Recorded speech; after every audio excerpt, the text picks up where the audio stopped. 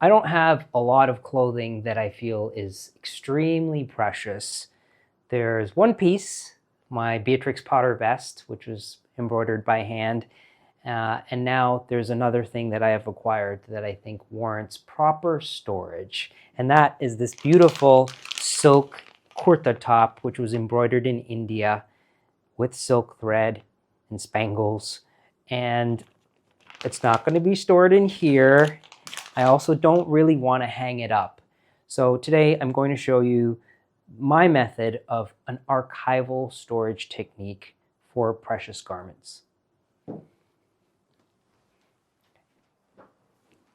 When I was in university, at the University of Toronto, I took a wonderful course in historic fashion. And the course was held at the Royal Ontario Museum by curators. So I had this insight into how old precious garments were stored. Every week they would take out these clothes from the 1700s, from the 1800s, and lay them out.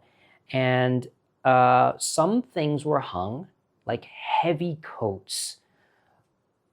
Thick wool would be hung on padded hangers. But something like a delicate silk garment, we learned, should not be hung because over time the fibers weaken from the weight of the garment and they can start to shred. So we're talking like 100 years. So I'm showing you a technique of how to store a garment as if it was going to be stored in a museum. This is not to say that this is how you should store your garments, but I wanted to show you, like, my Beatrix Potter vest used to hang, and someone actually commented and said, you know, that really should be folded in an acid-free box. And I was like, you're right. So now the garment lives in a box like this, and this silk kurta, I am pretty sure that in my lifetime, were it to be folded like this and put into my closet, or were it to be hung on a hanger, it would be fine. I could wear this for decades. Nothing would happen to it from it being hung. But I'm going to store this in an archival acid-free box for two reasons. It is better for the garment.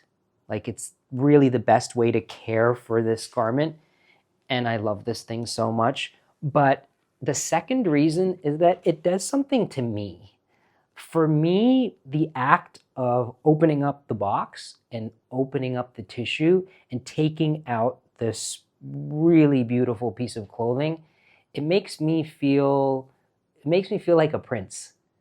It makes me feel kind of like royalty. And after going through all of the effort and the time and the investment of money, saving the money to buy this thing, the practice of uncovering your garment every time you wear it is part of how you feel in the garment. When it's stored in a very precious way, you feel precious too. So that's why I'm doing this. So you need an acid-free box. You can get acid-free boxes from a few places. There's a wonderful supply company, Talas Online, Talas Online, that supplies things to museums.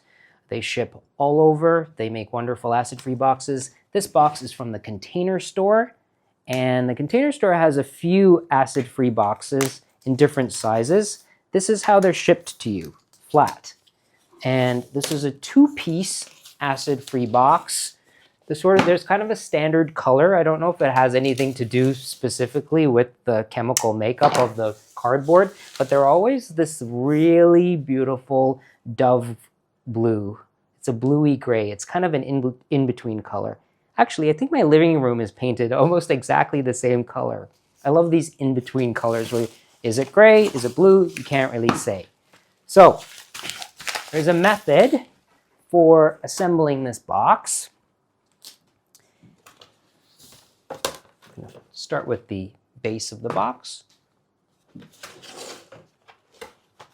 The wonderful thing about the acid-free boxes from the Container Store is that they come with acid-free tissue. So that was a very unexpected plus. So this is how this works. Everything gets folded up. These flaps get folded in like this. Okay. The sides get folded up and then over, and there are these little tabs here, and these tabs are going to go into the slots at the bottom. So they go like, it takes a bit of, you got to push a little bit because it'll be very secure once the tabs go into the slots. And then I'm going to do the same on the other side.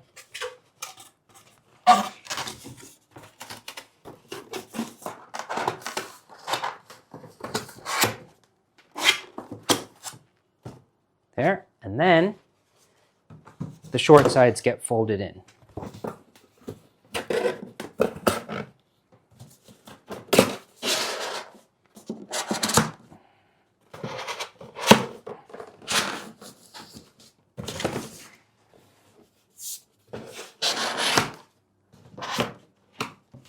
Okay, is that nice? Now, the lid gets constructed in the exact same way.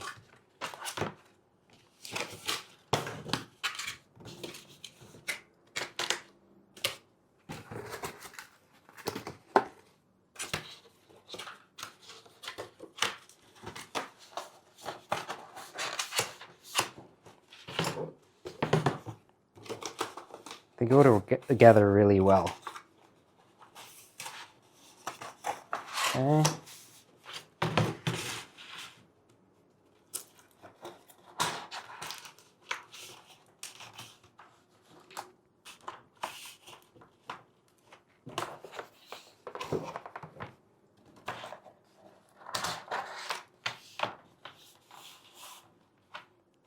There.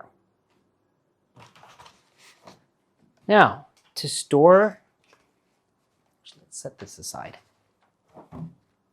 To store the garment in the box, it kind of has to be prepared. And I'm going to prepare it on this table before I put it in, but I'm going to cover this table before I do that because this table has been used for soap making and watercolor painting in the last couple of days, and I do not want to get that onto my kurtha. I am paraphrasing what I have learned from museum techniques of storing garments. There are many videos on YouTube that have been put out by actual museums on how to do this. So if you're going to do this, I suggest watching those. The main thing about a garment like this is that it can be folded to put into a box. Ideally, you store it flat, which would require a box that is this long. I don't have a garment box this long. You can fold it, but what you want to avoid are hard creases in the cloth. So here's a hard crease, and here's a hard crease. You don't want to store this like this. Like in a museum, they wouldn't store the piece like this because this is a hard crease, and over time the fabric could weaken here and actually start to fray and tear.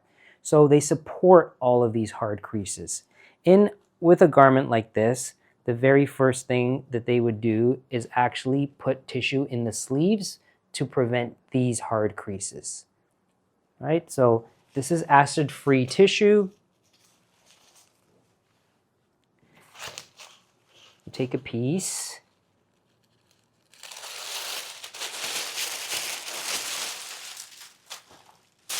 And then you make kind of a sausage.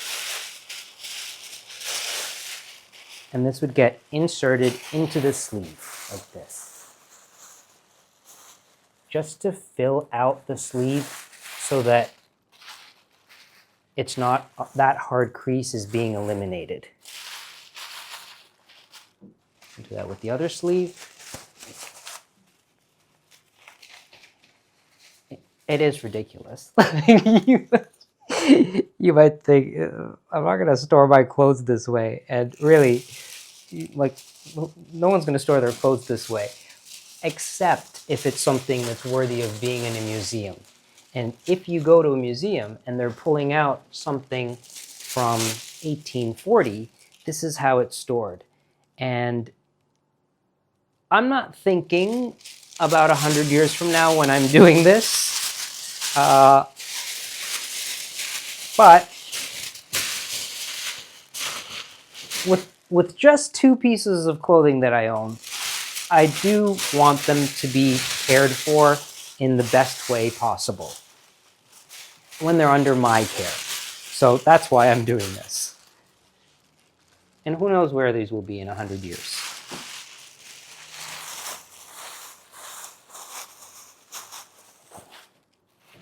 So both sleeves are now, they now have tissue in them to prevent the hard crease. And the next thing I'm going to do is put tissue right here.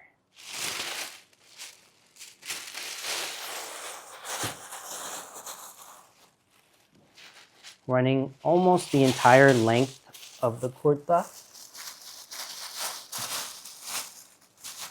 which is going to eliminate a hard crease along the side here. And I'm going to do the same for the other side. Something like a sari, like a long 7-yard piece of cloth, silk with real gold threads, saris from the 19th century. In a museum, the way they would store that is on a roll. Like, that's to prevent any creases in the fabric. They roll them up in between sheets of acid-free tissue paper, and then they put the whole thing in a cloth muslin bag. Okay, and then the last piece of tissue, I mean, you can really fully stuff it, like where it's all supported, but for me, for this, the last piece of tissue that I'm going to put in is just the place in the middle where I'm going to make the one fold for it to fit into the box. So again, I'm just going to create a kind of loose sausage so that there's real body to the tissue. And then I'm going to insert this, and I can adjust this later once I get this into the box, right here. Okay? Now, the box should also be lined with tissue paper. So, the way this is done is I'm just going to get a couple sheets.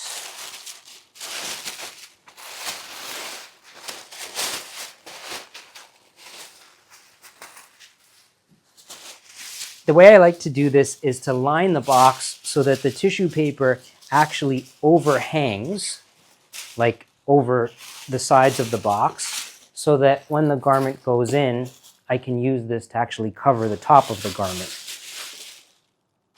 Okay, now I'm going to put the garment into the box.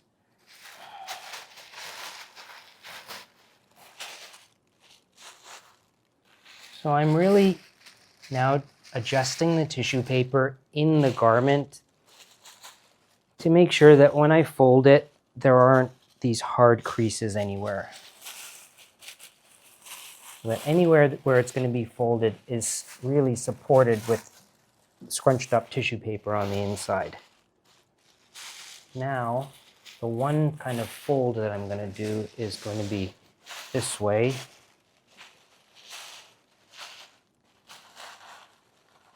Close this actually. And like this, I'm going to put it into the box.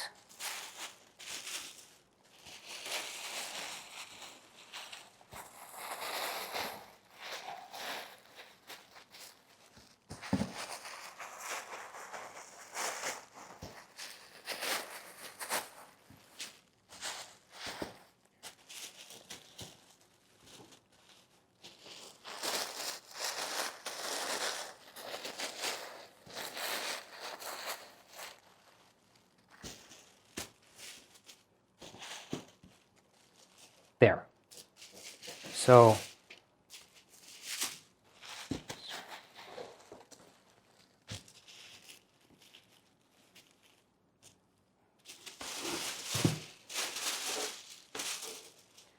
there's the kurtha in the box, supported with tissue paper in the sleeves and mainly here, this big fold here. There's a big roll of tissue paper there. The shoulders, there's tissue paper under there. And now I would fold this up.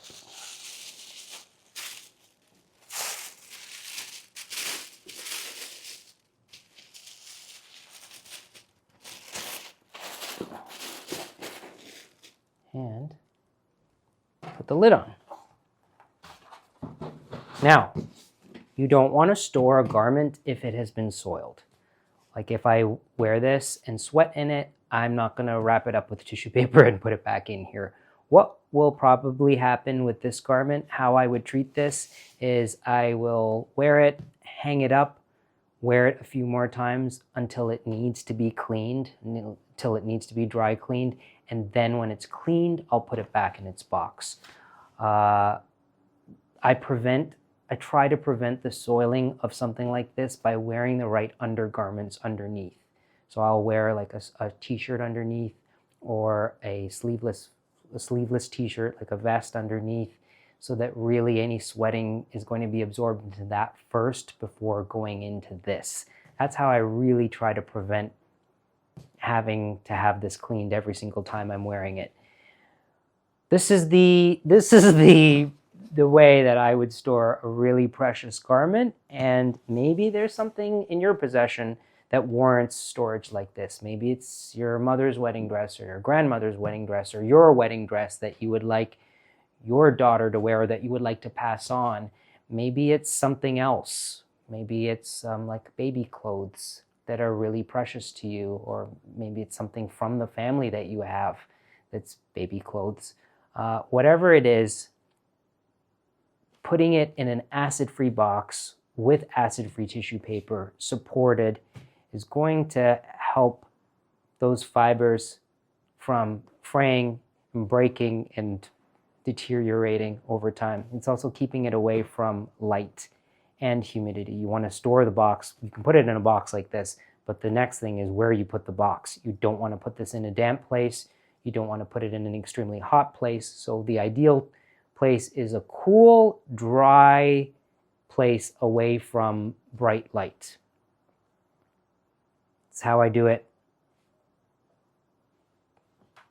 Yeah, my recently acquired precious garment is ready for storage.